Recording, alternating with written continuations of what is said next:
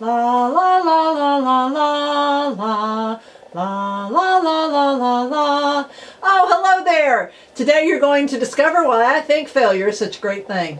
I'm going to do it by sharing a story about someone I believe every one of you has heard about. The boy's parents were too busy running their tavern and basically ignored their son.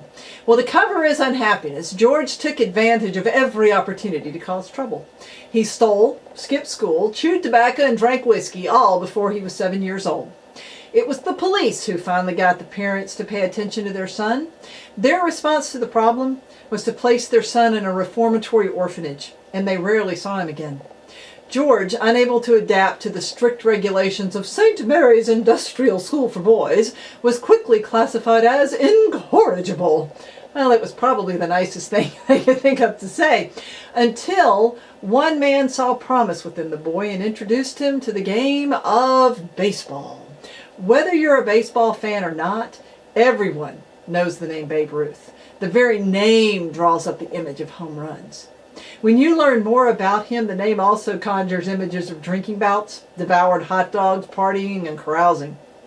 Babe Ruth never gave up his wild ways.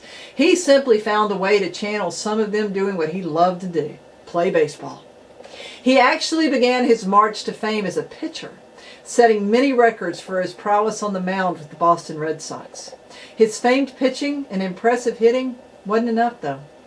The Boston Red Sox owner, needing money to finance his dreams of Broadway, sold the Babe to the New York Yankees. It was another in a long line of rejections the Babe had experienced. He could have let his bitterness stop his life and halt his drive to success and fame. He made a different choice. He kept playing. He kept swinging. He kept doing what he loved. He played baseball. His ability to hit home runs exploded. He became famous. He created home run records that stood for decades. He smiled, laughed, lived life to the fullest, and he kept on swinging. Here's the thing most people don't talk about. While it's true he hit more home runs than anyone else, it's also true that he struck out more times than anybody. He only hit a home run on average every 11 times at bat. He failed way more times than he succeeded. Did you get that?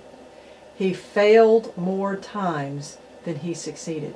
Yet he went on to become an American icon, loved by millions, a household name, a candy bar. Why? Because he chose to keep swinging. A strikeout, a walk, a single, they were all necessary to get him to the next home run. He kept swinging. As I have studied the lives of successful people, I've seen this truth. Most have failed more times than they have succeeded, yet they chose to keep swinging until they finally connected with the right thing, the right business, the right relationship, the right way to do something. They learned from every failure and jumped right back into the game. Have you failed at something? More than one something? Great! Stay in the game. Keep swinging. You'll finally connect. You'll find that right thing. You'll meet that right person. You'll discover the right way. The only way you can fail is if you put the bat down and you choose to stop swinging. Now, I happen to believe you finally found the right opportunity with Green Organics and the Ultimate Success Team. So I encourage you to pick up your bat and take a mighty swing. I have a feeling that $100,000 a year would seem like a grand slam. All right, I'll be back in a couple of days from